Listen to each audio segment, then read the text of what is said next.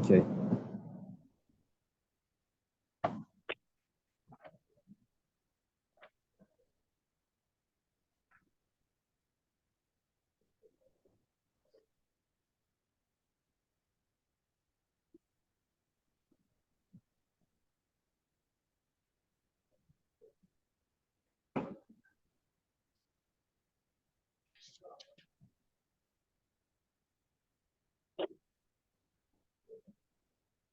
Sit there? Sure.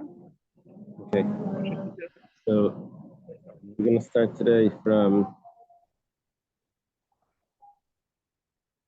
Bubaj Leite Shama Masla, as long as there's no explanation, no excuse, on page Peites Hamad Beis, that's 89b.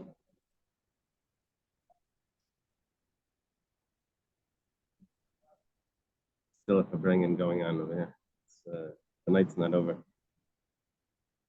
Now, okay, if you thank Hashem that we're able to learn Torah every day, we're learning we have to do some English. The Mishnah says, that if there would be a rumor that we would be concerned about, that would be a problem. If the woman was married already,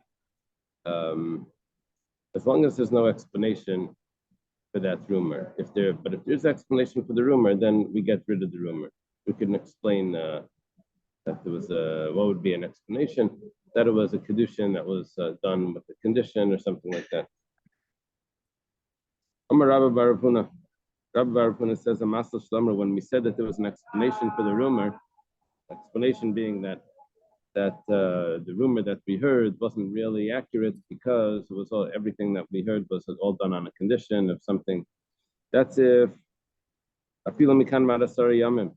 Rav Huna is saying that it had to be a rumor, but the rumor doesn't have to come. It has to be an explanation, but the explanation doesn't need to come exactly at the same time of the rumor. It could come even up to 10 days later. It doesn't say if that's an expression or if that's just an example, that it doesn't have to be exactly at the same time as the rumor itself. The explanation can come later. That's the opinion of Rabbi Bar Huna. Rav Zvid says, Rav Zvid says, I don't need an actual explanation.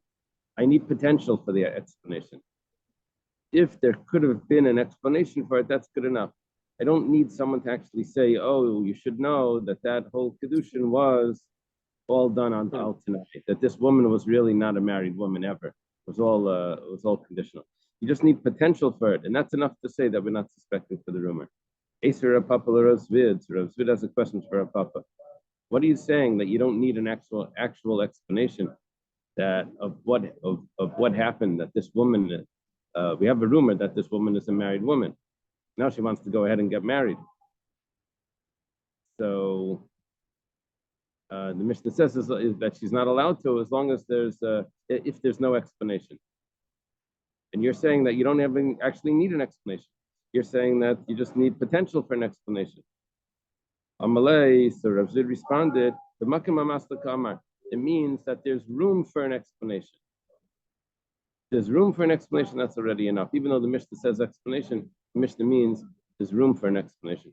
What is the Koran's translation of amasla? I keep saying explanation. What do they say? What do they call it? An excuse? I can't hear it. Hello. Explanation.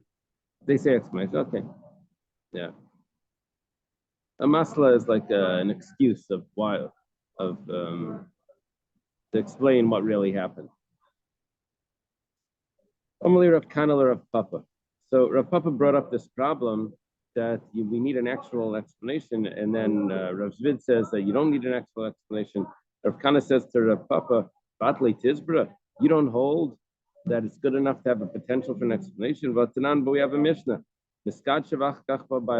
Okay, here we're talking about this, taking us back to Yavamas, where a husband went overseas, and witnesses come, not two witnesses, but one witness comes and says that the husband died. and the woman is allowed to get married because we trust one witness. The only thing is she's supposed to do her own investigation to make sure that he really died. Now the Beis Din is lenient on her at the beginning that she could get remarried, but restricted her at the end that if she does get remarried and the husband returns, then she has to leave both the first husband and the second husband, because they're hoping that she's going to do a proper investigation. She shouldn't want to get herself messed up. Well, let's say she doesn't actually get married. Let's say she just gets betrothed. She gets married. She gets not. I am using the wrong word. She gets betrothed, and then the husband shows up. Then she's allowed to go back to her original husband. And let's throw in another concern. Let's throw in a concern that maybe this is going to look like she was divorced from her first husband. She gets betrothed to the second husband. She gets divorced from the second husband and goes back to the first husband, which is a prohibition. Why are we letting her go back to the first husband? It looks like she was divorced, remarried, and goes back to the first husband. You're not allowed to go back to the first husband after you remarried. So the answer is, the answer is because it must be that the second husband, when he married her, he said that if your husband, this marriage is only good if your husband doesn't return. And that's why we're accepting. And that's why now, because the husband did return, she's allowed to go back to the first husband because the second marriage was nothing. There was a condition there. Now, who made up that explanation? We did. We're making up an explanation. We're saying that it's because there must have been a condition, and that's an amasla. So Rav Kana is telling Rav Papa, why are you making a big deal against Rav Zvid? That Rav Zvid says that you don't need a real amasla. We have a Mishnah that says that you don't need a real amasla. We make up the amasla. Shani Hassan, the Gemara says over there it's different. Dasi Baal become arar. Over there, I have the husband that's there and saying, I never divorced her. You don't have to worry about this. I'm here. The whole marriage was nothing. It says, oh, Yachi, I didn't realize that that's how easy it is to get out of this. Nisas Nami. So why don't you get out of this when she gets remarried to someone? We made a whole big deal about this. He said, if she gets we're making a distinction here between betrothal and an actual marriage. We said that if there was just a betrothal, we say that she goes back to the first husband. But if it's actual marriage, she has to get divorced from both of them.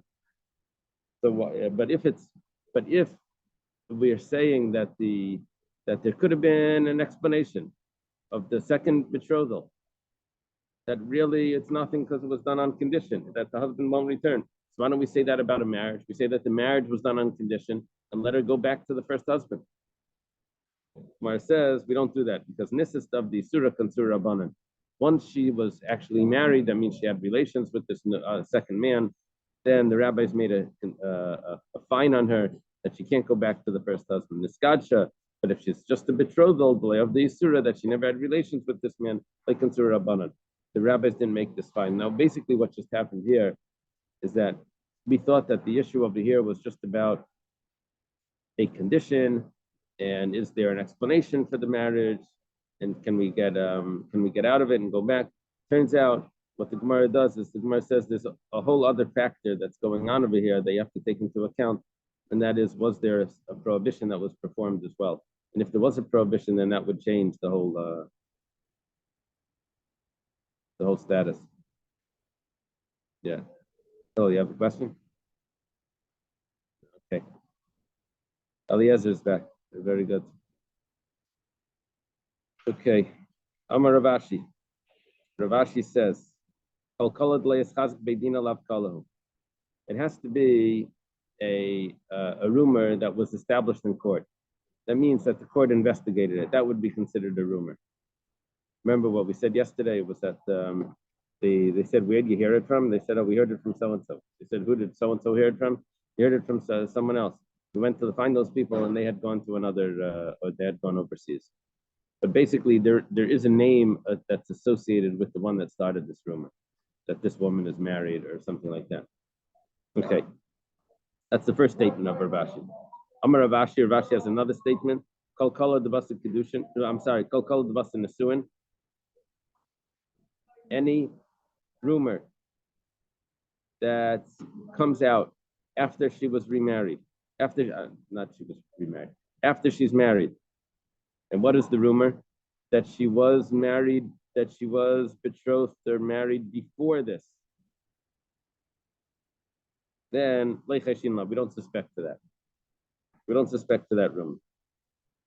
Yeah, any rumor about a married woman is not going to make us get her divorced, unless it's unless the real witnesses. The Buster Erison. But if it's a rumor after just the betrothal, what would a rumor after betrothal be? She's betrothed to one person, and the rumor comes out that tells us that she was really betrothed to someone else. So then, cheshinana, we do suspect it. What would we do? We'll say that she needs to get divorced from the second person.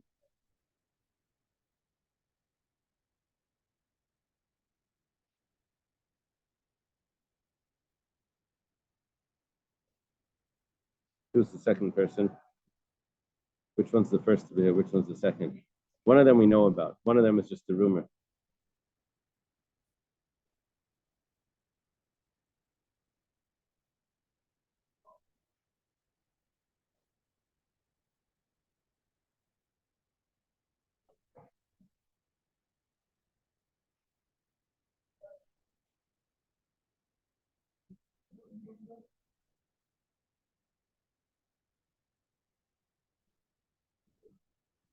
Sounds like she has to divorce the one that she married.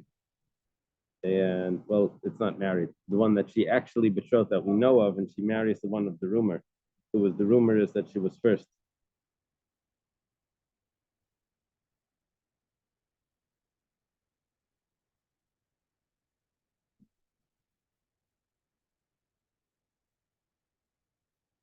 Doesn't make sense though.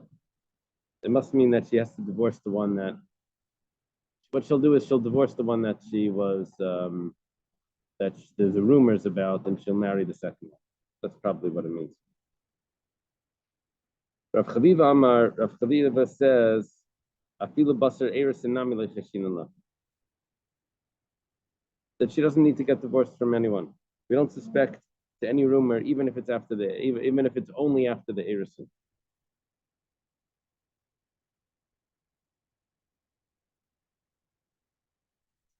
And reason for that is that if she's going to get divorced, then she won't be treated as well by her second husband. She'll be considered like already like a woman that was married once, and the husband won't give her the same respect. In the halacha is like cheshinallah, that we don't suspect to a rumor, even if it was before the actual marriage, just after the betrothal.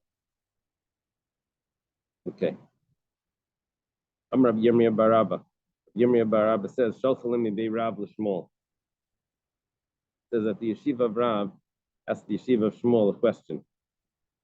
No, sorry. The yeshiva of Rav asked Shmuel a question. Yeah, probably Rav had passed away. Rav Huna was taking over, and they sent the question to Shmuel. Lamdeinu Rabbeinu, teach us our master. Yatzaleh Kol Mirishon. We have a rumor that this woman is betrothed.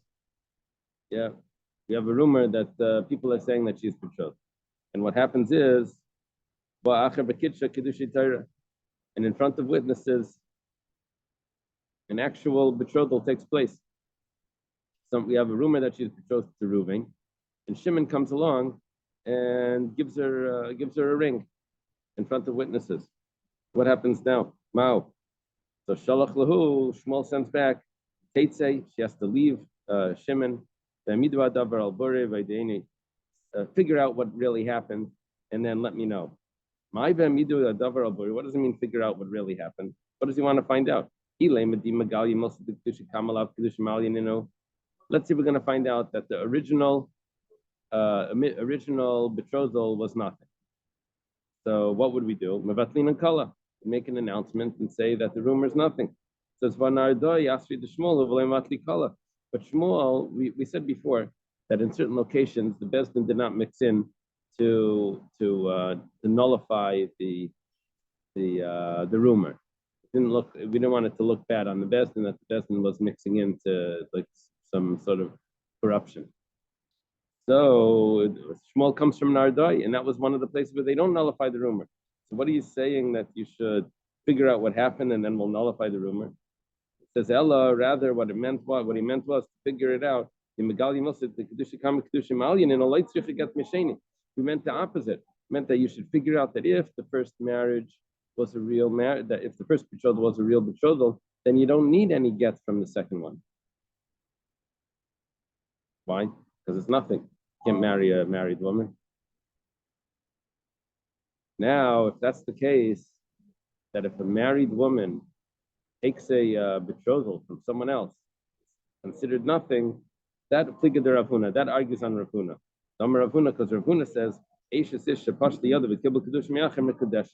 that if a woman actually stretches out her hand and receives betrothal money from someone else, we have to suspect to it because, like this rule of Rav Huna follows the logic of Rav Hamnuna. Why? Mida Rav Hamnuna, because of what Rav Hamnuna says. Rav Hamnuna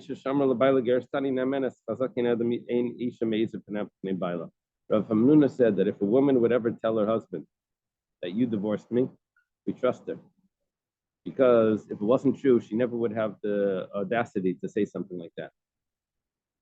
So what's happening here is that when a married woman, stretches out her hand and takes marriage money, a betrothal money from someone else, if that wasn't true, that wasn't possible, then, in other words, if she wasn't divorced from her first husband, she never would have done that. So Rav Huna, that follows the ruling of Rav Hamnuna, says that if a woman would take kedushin money from someone else, we would have to suspect to it, because she never would have done that if she wasn't really divorced. And Shmuel says exactly the opposite. Shmuel says that if we can figure out that the first marriage was a good marriage, then the second betrothal is nothing. We don't say that the fact that she even attempted to do that, that means that she was divorced from the first one. We don't say that. So Shmuel argues on Rav Huna, and what does he do with Rav Hamnuna's logic? So the Gemara says, V'idach, what does Shmuel do with that logic? That how could she take kedushin from someone else? She would never have the audacity to do that in front of her husband. Shmuel holds, Rav Hamnuna, when was the statement of Rav Hamnuna said, Befanav? That's only if the husband's watching. Yeah, if the husband was watching, she never would have done that. But if the husband's not there, miza. Even if she's still married, she would have the audacity to take kedusha money from someone else. So it's not a proof that she was really divorced.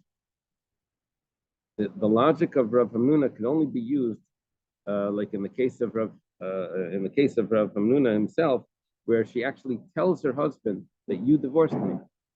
So if you say that to the husband directly in his face, so yeah, then that we have to suspect to that. But if some party, the husband's not there, someone gives her a ring, so it doesn't mean that she's really divorced. It's just a meaningless act. Okay. What happens if we can't figure out what really happened here? We're talking about the case that the students of Rav, Yeshiva of Rav, sent to Shmuel, that there was a rumor about a woman that she's married. And then she goes and she accepts kedushin from someone else. What do we do? So Shmuel said that she has to get divorced and figure out what, she has to divorce from the second person and then figure out what really happened here and then get back to it. And the way we explained it, what should we figure out? We should figure out that if the first kedushin was good, then she doesn't need anything from the second one. The second one was worthless. So what happens if we can't figure anything out? Mao, Amar Rav Huna, Megarish Rishon v'Naisa Sheni. She has to give a divorce to the rumor one, and she gets married to the one that's the real one. That's the one that we know that was really. Aval Megarish Sheni v'Naisa Rishon Lai. But she can't give a divorce to the one that we know about, the second marriage, and go back to the first one. My time, what's the reason? We have that concern over here that maybe the first marriage that was a rumor that came along with a divorce.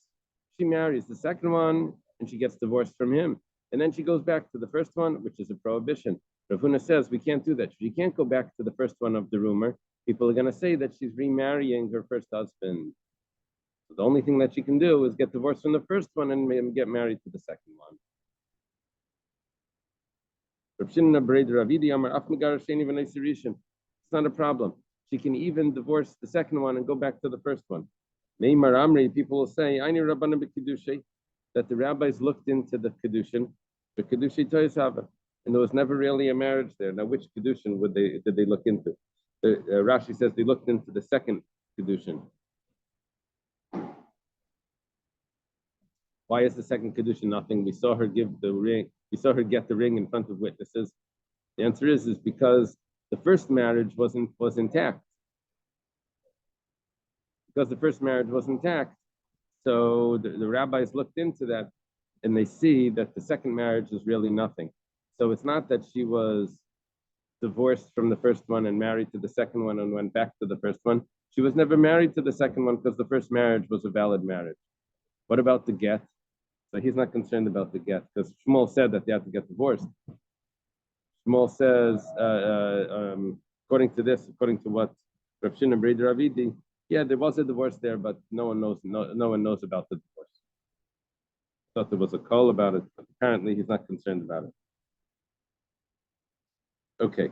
Let's say we didn't have a full actual witnesses for the second marriage. We just have a rumor that she was married to one person, to Ruvain. We have another rumor that she was married to Shimon. What happens now? Amar Rav Papa, Afzu Megarish Yisrael Sheni.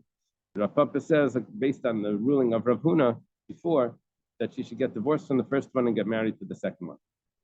Because if she would get married to the first one, then we would think that maybe she was divorced, remarried, and back to the first one, which was problematic. So better she should divorce the first one and get married to the second one. Ameimer says that she's actually allowed to either one. Why? Just like we had from Rav Shimon Breder Ravidi, that whichever one she gets married to, we're not concerned that maybe they were going to say, people would say that she was a machzir gerushase, that the first husband took her back after she was married to someone else. We're not concerned about that because the people will say that the rabbis looked into it and there was no second marriage there. The Hilchasam Muteres L'Shneim, the halach is she's allowed to marry either one. Like Ameimer says, it follows that logic. Is there an assumption in this discussion that, how can I say, that rumors are true? Yeah.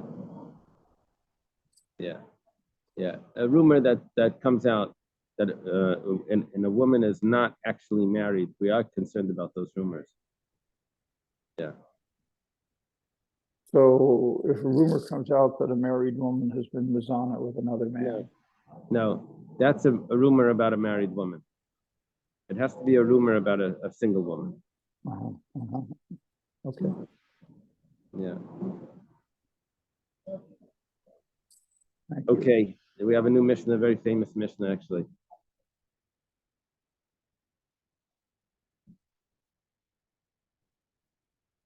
It's a wild place.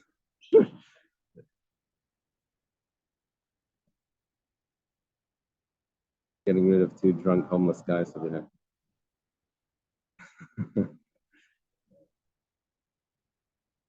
That's one drunk guy getting rid of another homeless guy. That's what's going on. Okay. Beishamai says, Beishamai says that you need cause for divorce. You can only divorce a woman if there's good reason. What would the good reason be? It has to be that she was promiscuous. Otherwise, you can't divorce her. At least suspected of promiscuity.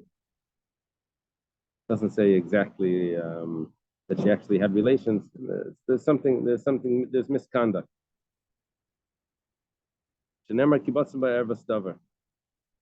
unless in the Quran or in the other commentaries it says clearly that do you need to have actual relations or just any sort of misconduct?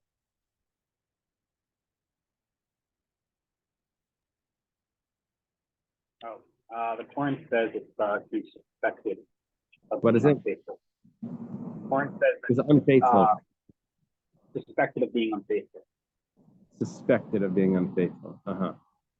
Okay, now that means that there's misconduct, right? Yeah. I assume.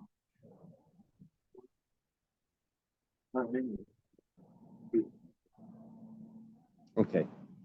Basil says, Basil Laimrim, Beisame has a pasuk, says a man will divorce his wife, because he found in her ervas davar, matters of promiscuity. Basil says you can divorce her even if she overcooked if she burnt the food, the stew. He found matters of promiscuity. Now, what does that have to do with cooking food? But Basil is using the word davar. It says he found matters. We'll see in a moment. It means other types of matters as well. Rabbi Kiva says that you can divorce a woman even if you find another woman that's better. You can trade in the first one. Take a new wife. The verse says she doesn't find favor in his eyes. That means that because he found someone else. Okay, it basically means there's no, you don't need a cause for divorce. That's what it sounds like. Tanya, started in a Bryce, there's a conversation here that goes on. The Mishnah is more edited, so you don't have all of the background conversations backstage. But the Bryce gives us some extra conversations that took place. Amr Basil Beishamai. Basil says to Beishamai, it says matters. You find in her matters. That means you can divorce her just for matters. It's an ervas. It says that it has to be matters of promiscuity. Basil says, you know what? If it would just say you find in her promiscuity, and it didn't say matters, it would say that you can only divorce her if there was promiscuity.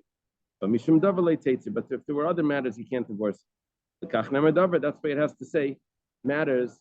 That means that you can divorce her for other reasons as well. If it would say matters and it wouldn't say promiscuity, then I would have said like this. So Basil has to explain. If you can divorce her for any reason, so why does it have to say matters of promiscuity? That's much worse. Even for anything, you can divorce her. Why does it have to mention promiscuity? No, it's coming to tell you because the verse continues and says that if you find in her matters of promiscuity and she goes and marries someone else, I would have thought like this. If it didn't say promiscuity, I would have thought, if the first husband divorced her just because she burnt the stew, so then she can get remarried to the second person and there's no problem.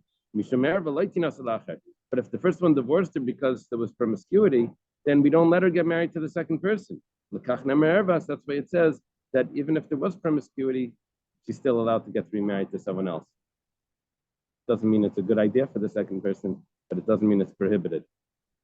Yeah.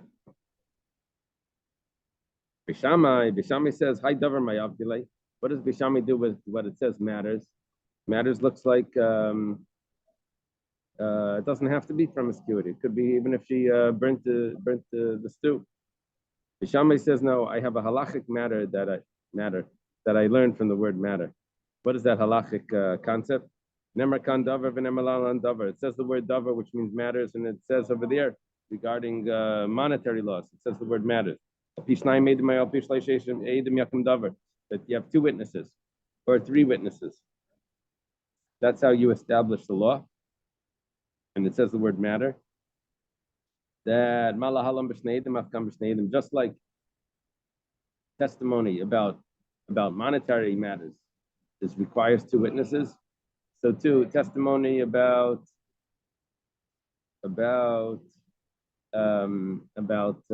promiscuity also requires two witnesses. We learn that it's called davar davar. There shavah davar davar mimamen. Yeah. Okay. That's how. I'm sorry.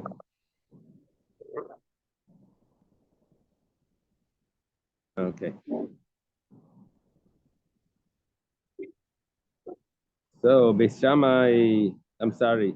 So Beis Hillel, but how does Beis Hillel know that you need two witnesses for promiscuity? Miksiv erva bedavar.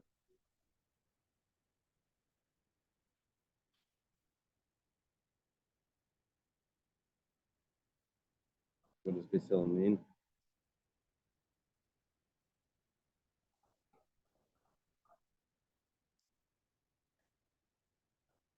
No. Beis Hillel is saying to Beis Shammai says that I learn Al Tishnai Medim Yakum Davar teaches me that you need two witnesses even for matters of promiscuity. What about Beis Hillel?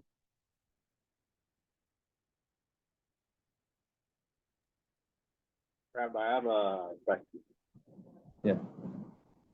Seems that only the husband to initiate a get, right? Okay, you can tell me again? It seems like only the husband can initiate the.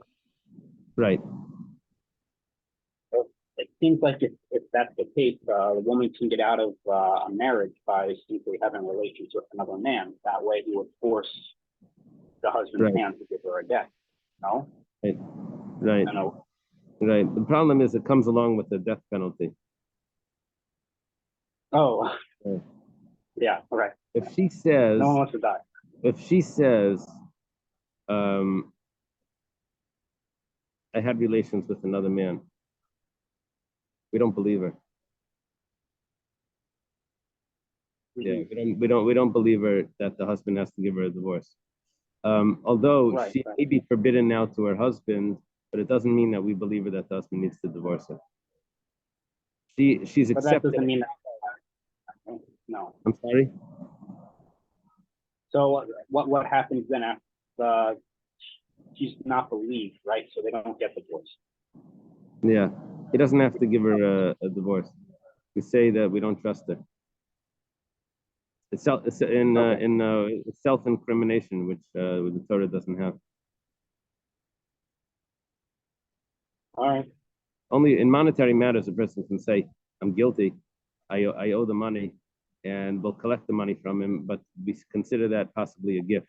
If you remember, a Ksais, remember that Naftali, the discussion in the Ksais why that works. But in ritual laws, there's no self-incrimination. We just say we don't believe you. Yeah. Wow. Thank you.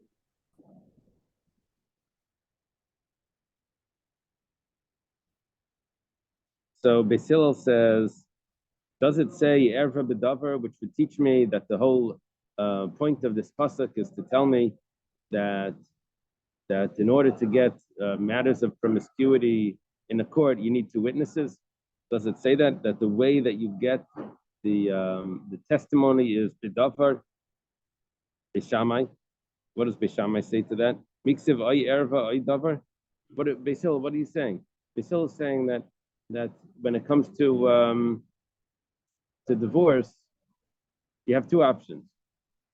Either there's promiscuity or there's other matters.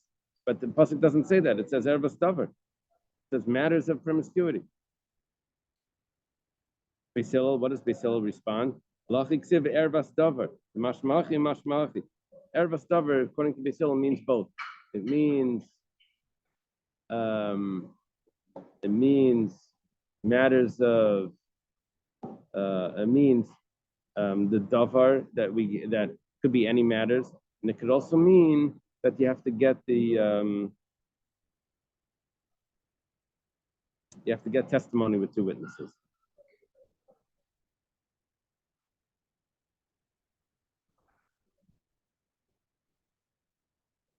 Yeah, there's something funny about this. The response of Beis Hillel when they say,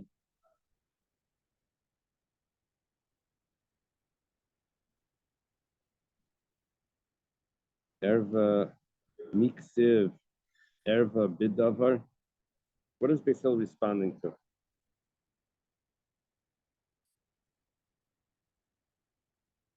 That you need actual testimony doesn't mean that you need actual testimony. Okay.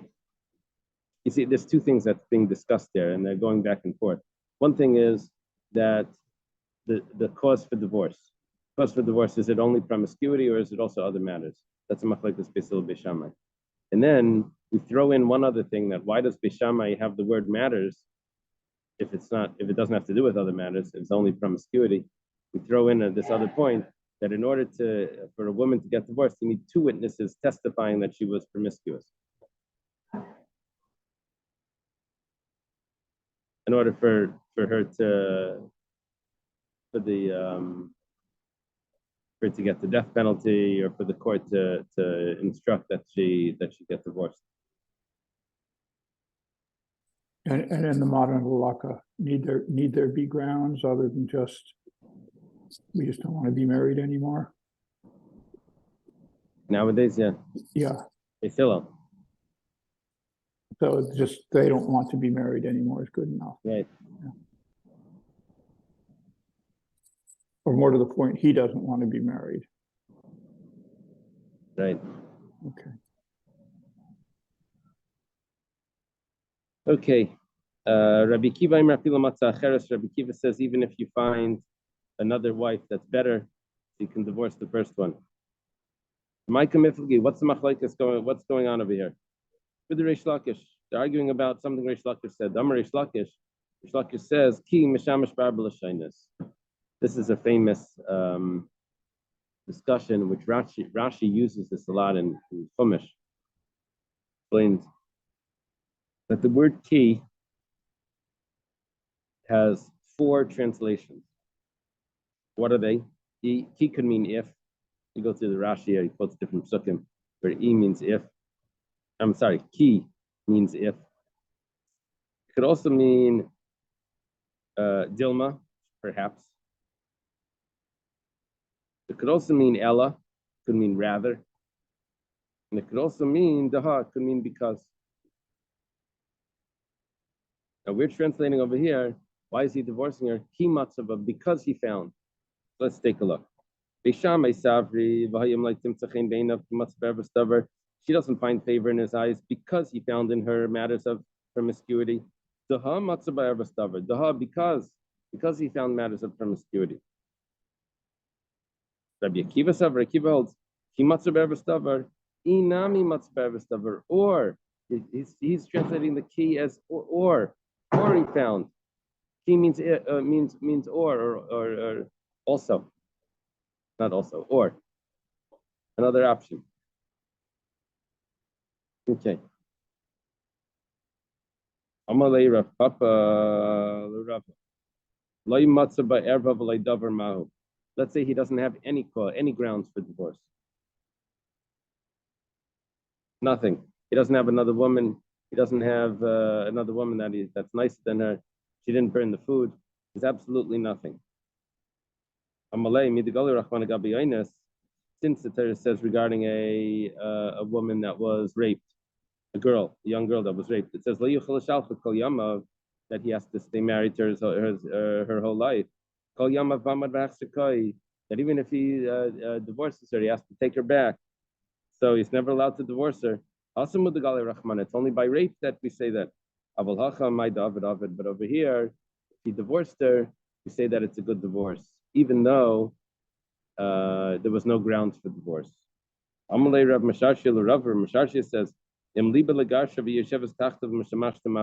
let's say he wants to divorce her, but she's still serving him. She's still acting as a wife. So what's the din? So he said, Kari alei, we say about this fellow, al techra shal riachara.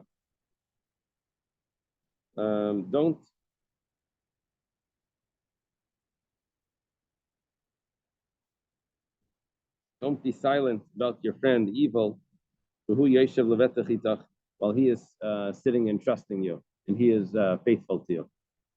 Which means that he shouldn't, if he's considering or more than considering. If he's decided that he's divorcing this wife, he should actually divorce her. He shouldn't have her hang around and continue being a wife. Tanya, Meir would say, just like there's different opinions about food, there's also different opinions about women. There's a fellow, a fly falls into his soup, so that's it, I'm done. He doesn't drink it anymore. This was the way Papas Ben Yehuda was. He was so concerned about his wife with other men that he would lock her up when he left. That's like he doesn't. If the fly is going to come into the house, he's not going to drink the wine. He's finished, so he has to like seal her up. It's another person that if a fly comes into his cup, he throws the fly out and he drinks the wine. We say, we let her talk to her brothers and to her relatives, and it's fine. He doesn't lock her up. I don't know why it just switched over here. Over here, then there's a person where the fly falls into the stew, and he takes the fly and he sucks the juice out. This is a bad person. He doesn't. They joke about one. Every country has. They make fun of some other country. So in America, it was always the Polish or whatever. But that was anyway. One country they made fun that they were cheap. They say, why did they chop the heads off the fish before they fried it? Because they didn't want it to drink any of the oil. So yeah, over here he's taking the fly, he's sucking out whatever gravy got absorbed into the fly, and then he eats the rest of the stew. There's a person, he sees his wife walking outside. Her hair is uncovered. She's spinning the thread in the marketplace. The sides of her clothing are open. I guess they would wear sort of like tzitzis, but which is open on the sides. She was wearing clothing that's open on the sides. And she's bathing together with other men. This is what you're saying, that she's bathing with other men. That's a reason for divorce, according to everyone. Not that she's bathing with them, but she's bathing in places where men bathe. Now, such a woman, it's a mitzvah to divorce her. Okay.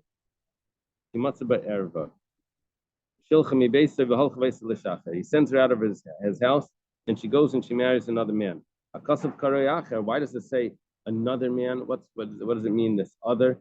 It means that this is a strange person this is a stranger compared to the first one. Because first the husband got rid of the wicked wife. And this person brings the wicked wife into his house. If the second person merits shlacha, he sends her away as well. The man will also hate her. And if not, if he doesn't send her out, she will bury him. Or the second man will die. He's worthy of death because this person took a wicked woman out of his house, and this person brought her into the house. Okay, let's leave it over here. Tomorrow we'll start Be'ezus Hashem, we'll start Kedushin. You have to bring a new Gemara, and we'll make a siyum Thursday at the Kaila. Is that all right? See him at the Kaila Thursday night after Meyer. You know, when we learn to catch up. So we'll have a siyum over there. Okay, Ramesha, we're accommodating. Okay. Thank you. Okay, have a good day. Thank you. Okay, Eliezer, you know where to go Thursday night? Come to Beis Menachem, into the main show. Okay, Muy bien. okay, good to see you. Goodbye. Thank you. Okay.